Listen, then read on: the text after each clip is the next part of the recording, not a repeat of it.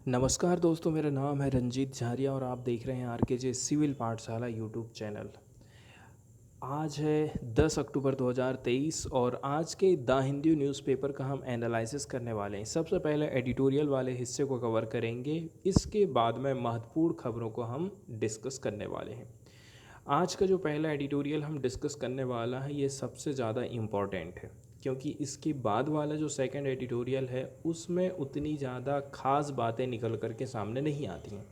Second editorial में हम media, हमारी सरकार और सुप्रीम कोर्ट, आज के समय में आप देखेंगे जो सरकार चल रही है वो मीडिया के ऊपर ज़्यादा से ज़्यादा कंट्रोल रखना चाहती है। ज़्यादा से ज़्यादा, चाहे वो न्यूज़ चैनल हो चाहे वो न्यूज़पेपर हो, अपनी जेब में रख कर के चलना चाहती है ताकि चुनाव में इसका फ़ायदा उसको मिल सके।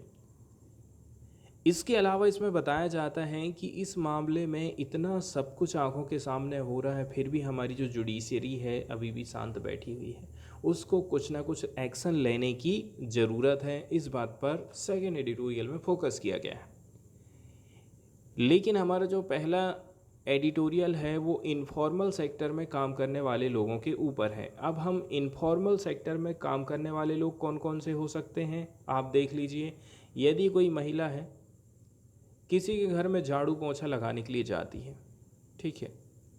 इसके अलावा ईंट भट्टों में काम करने वाले लोग हैं, कहीं पर कोई व्यक्ति ठेकेदारी में काम कर रहा है, कहीं कोई व्यक्ति किसी के घर में मजदूरी करने के लिए जा रहा है। तो ये ज़्यादातर जो सेक्टर है, आप कहीं किराना दुकान में काम करने जा रहे हैं, ये कुछ ऐसे सेक्टर हैं जिनको हम इनफॉर्मल सेक्टर के अंतर्गत रखते हैं। तो जो हमारा इनफॉर्मल सेक्टर होता है आज के समय में लोगों को सबसे ज़्यादा रोज़गार के लिए इंगेज किए हुए है।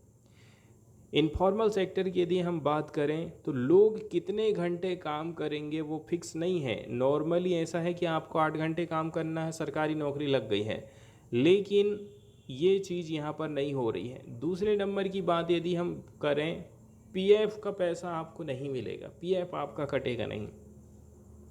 तीसरे नंबर की बात यह है, आपको हेल्थ से रिलेटेड कोई सोशल सिक्योरिटी स्कीम नहीं मिल रही है। मतलब आप बीमार पड़ गए हैं तो जितने दिन बीमार पड़े रहोगे उतने दिन का पैसा काट लिया जाएगा। आपकी डेथ हो गई है, एक्सीडेंट हो गया है, तो आपके बदले में किसी और को काम में नहीं रखा जाएगा। इस प्रकार से इनफॉर्मल और फॉर्मल की बात करें, ज़्यादातर लोग एंगेज तो ज़रूर हैं, लेकिन उनको उनके अधिकार दिलाना बहुत बड़ी बात है और बहुत बड़ी उपलब्धि हमको ये हासिल करनी है।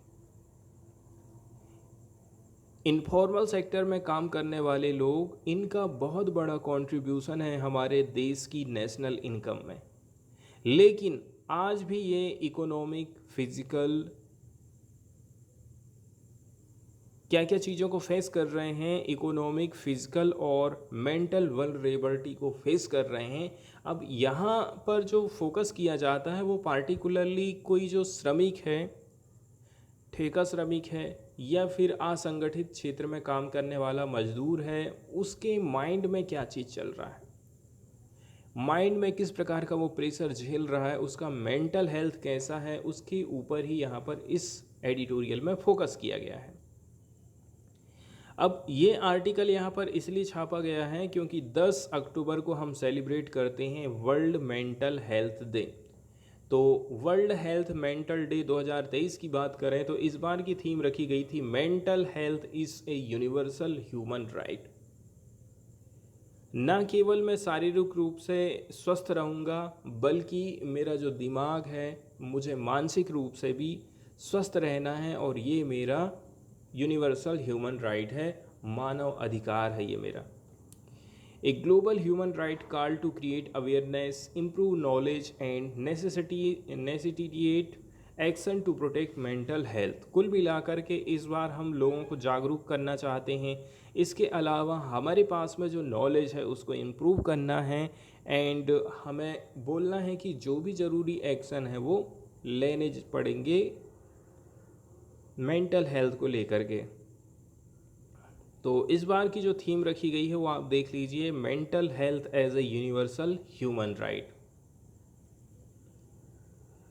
आगे हम बात करते हैं इंडिया के इनफॉर्मल सेक्टर की। इंडिया में जो असंगठित क्षेत्र है उसमें जो काम करने वाले वर्कर लोग हैं वो किस प्रकार से अपना गुजर बसर कर रहे हैं। इंडिया का जो इनफॉर्मल वर्कफोर्स है कुल मिलाकर के यहाँ पर 90% वर्किंग पॉपुलेशन काम कर रही है। लोग जहाँ भी जितने भी काम कर रहे हैं सबको मिला देंगे तो 90% लोग ऐसे हैं जो कि इनफॉर्मल सेक्टर में लगे हैं और मात्र 10% लोग ऐसे हैं जो कि फॉर्मल सेक्टर में लगे हैं। ये जो कामगार हैं, ये जो मजदूर लोग हैं, रेगुलेटरी प्रोटेक्शन के बिना ही काम कर रहे हैं, अनसेफ वर्किंग इन्वायरमेंट में काम कर रहे हैं, लंबे समय तक काम कर रहे हैं, लिटिल एक्सेस टू सोशल और फाइनेंशियल प्रोटेक्शन। इनको ना कोई सोशल प्रोटेक्शन है ना तो इनको कोई फाइनेंशियल प्रोटेक्शन मिल पा रहा है। इसके अलावा ये हाई अनसर्टेनिटी से गुजरते रहते हैं एंड डिस्क्रिमिनेशन ये हमेशा फेस करते रहते हैं। all of which further undermine mental health and limit access to mental health care। इन सब बातों के चलते चलते ही वो जो व्यक्ति है मेंटल इलनेस को फील करने लग जाता है। इसके बाद हम जेंडर डिस्पैरिटीज़ की बात करते हैं। महिलाओं के लिए हर सेक्टर में कितने अवसर मौजूद हैं, पुरुषों के लिए कितने अवसर मौजूद हैं। यदि हम जो है जेंडर सोशल नॉर्म इंडेक्स की बात करें तो इस इंडेक्स से हमें बहुत सारी चीज़ें पता चल जाती हैं। ये जो ये जो इंडेक्स तैयार किया गया है, इस इंडेक्स से हमें पता चलता है कि जेंडर इनइक्वालिटी में कौन कौन से फैक्टर शामिल होते हैं या फिर कौन कौन सी चीज़ों को हम शामिल कर सकते हैं। एग्जाम्पल के तौर पर बताया जाता है कि यहाँ पर 4 की डायमेंशन हमने लिए हैं: political, educational, economic, physical, integrity. इन चारों क्षेत्र में महिलाएं कितना आगे बढ़ पाई हैं। ये इंडेक्स ने कवर किया है 85% ऑफ द ग्लोबल पॉपुलेशन। ये बता रहा है कि close to 9 out of 10 man, 10 पुरुषों में 9 मैन ऐसे हैं and women hold biases against women. हर 10 में से 9 लोग ऐसा है जो कि महिलाओं के प्रति क्या रख रहा है कि ये जहाँ है जैसी कंडीशन में ही बस ऐसी कंडीशन में रहे, हमसे नीचे ही कंडीशन में रहे, या फिर जो काम मैं कर सकता हूँ वो काम महिला नहीं कर सकती है। इस प्रकार से कहना चाहिए हमारे मन में भेदभाव पैदा होता है स्त्री के प्रति। इसके अलावा अभी हाल फिलहाल में जो इंडेक्स जारी किया गया था उससे कुछ आंकड़े आप देख सकते हैं। 5 में से 2 लोग ऐसे हैं जो कि बिलीव करते हैं man make better business executive than women, only 28% managerial position. ज़्यादातर लोगों का ऐसा मानना है कि किसी कंपनी के ऊंचे बड़े पोस्ट पर यदि हमको महिला को बैठाना है तो उतना अच्छे से कामकाज नहीं हो पाएगा। और हाल फिलहाल में देखा जाए मात्र 28% मैनेजर वाली जो पोजीशन है वर्ल्ड वाइड में वो महिलाओं के द्वारा होल्ड करी जा रही है। इसके अलावा बताया जा रहा है कि मात्र केवल 11% of head of state and 9% of head of government are women and only 22% hold ministerial post. अब आप सोच सकते हैं कि स्टेट लेवल पर 11% महिलाएं ही ऐसी हैं जो हेड हैं स्टेट की, 9% महिलाएं ऐसी हैं जो कि हेड ऑफ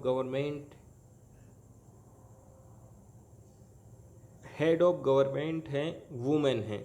इसके अलावा 22% महिलाएं ऐसी हैं जो केवल मिनिस्ट्रियल पोस्ट को पाए हुए हैं।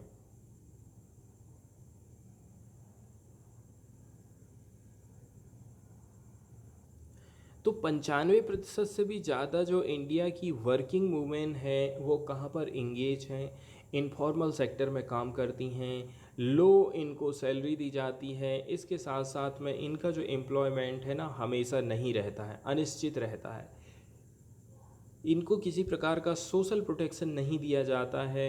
इसके अलावा ये लोग सफ़र कर रहे हैं पैट्रियार्कल स्ट्रक्चर को and practices in their social and familial spaces, unemployment and poor quality employment for mental health, unemployment से हम जूझ रहे हैं, पुअर क्वालिटी ऑफ एम्प्लॉयमेंट दिया जा रहा है, तो इसका सीधा सीधा असर हमारी मेंटल हेल्थ के ऊपर पड़ता है।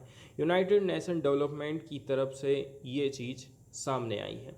इसके बाद हाईली सस्पेक्टिबियल टू निगेटिव इमोशन बताया जा रहा है कि सस्पेक्टिबल टू निगेटिव इमोशन क्या क्या चीज़ें हैं जिसके चलते चलते निगेटिव इमोशन आ सकती है। तो एक स्टडी है यहाँ पर जिसको कंडक्ट कराया गया है लोकनीति ग्रुप के द्वारा with in the centre for study of developing societies.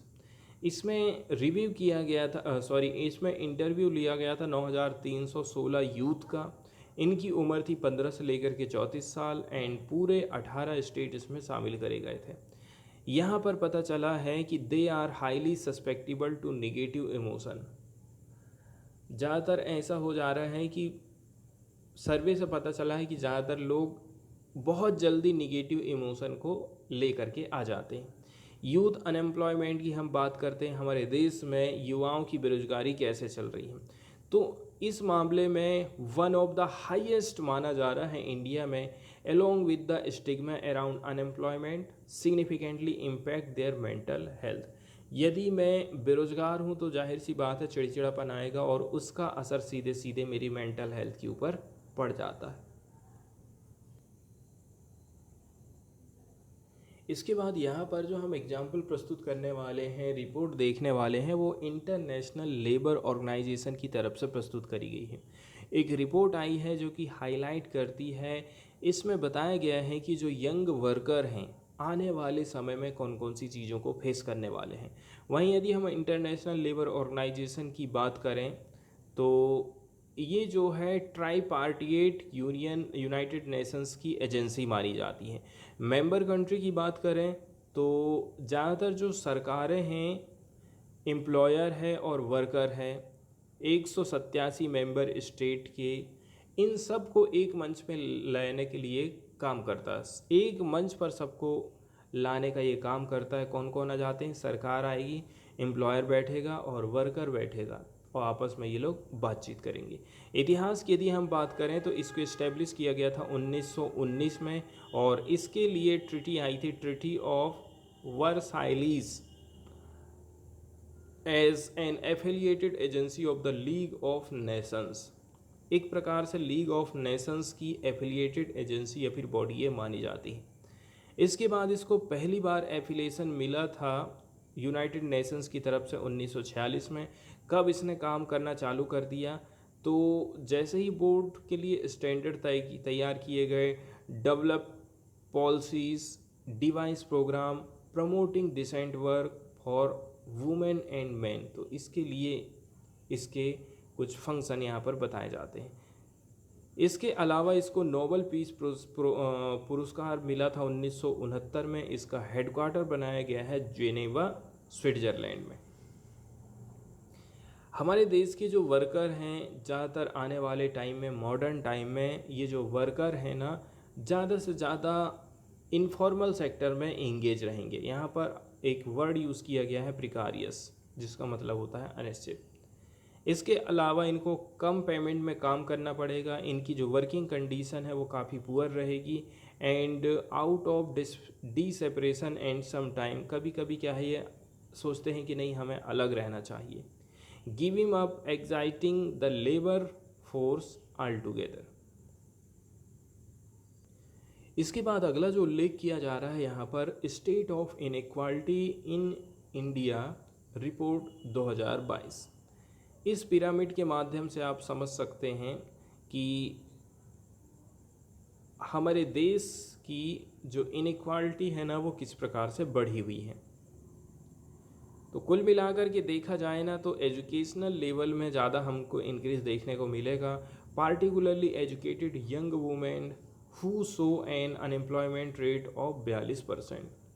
क्योंकि यहाँ पर बताया जा रहा है कि जो एजुकेटेड यंग वुमेन होती हैं वो 42% ऐसी हैं जो कि अभी अनएम्प्लॉयमेंट को फेस कर रही हैं। इसके बाद अगली चीज़ जो हमें समझने की ज़रूरत है वो ऐसा है कि हमें देखिए अभी डेमोग्राफिक डिविडेंड का फ़ायदा उठाना है। अभी भारत की ज़्यादातर जो युवा जनसंख्या है इसका हमें फ़ायदा उठाना चाहिए, क्योंकि आने वाले समय में बहुत जल्दी आप देखेंगे भारत की जो जनसंख्या है ना तेज़ी के साथ में बूढ़ी होते जाएगी। हमारे देश में ज़्यादातर लोग जो है वृद्ध ही बचने वाले हैं, और जहाँ कहीं पर भी बूढ़े बूढ़े लोग बचेंगे तो आप समझ सकते हैं ये लोग काम नहीं कर सकते। ठीक है, इनको इलाज हमें देना है, इनको खाना पीना अवेलेबल कराना है। तो ऐसी बहुत सारी चीज़ें हैं जो कि सरकार के बोझे को और भी ज़्यादा बढ़ाने वाली हैं, क्योंकि आने वाले 20 साल की यदि हम बात करें तो यहाँ पर थोड़ी सी इनसिक्योरिटी पैदा होने वाली है। 2011 का जो सेंसस रहा था इसमें बताया गया है कि 33 million elderly people are working post retirement in informal sector. सरकारी नौकरी से आप रिटायर हो गए हैं, इसके बाद आप जो है इनफॉर्मल सेक्टर में चले गए हैं पैसा कमाने के लिए। ज़्यादातर ऐसा ट्रेंड आज के समय में दिखाई दे रहा है।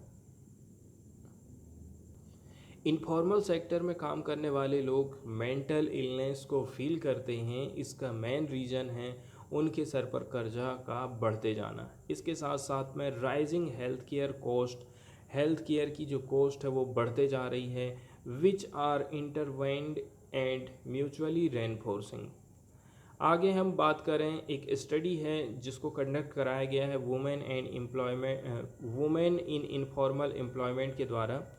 तो ग्लोबली और ऑर्गेनाइजिंग, शॉर्टकट में इसको वीगो बोलते हैं, among informal workers in new Delhi mostly migrant indicate that recovery corona remain uneven among informal worker cohort. Corona चला गया है लेकिन उसका असर जो है अभी तक मजदूरों में साफ दिखाई देता है हमको।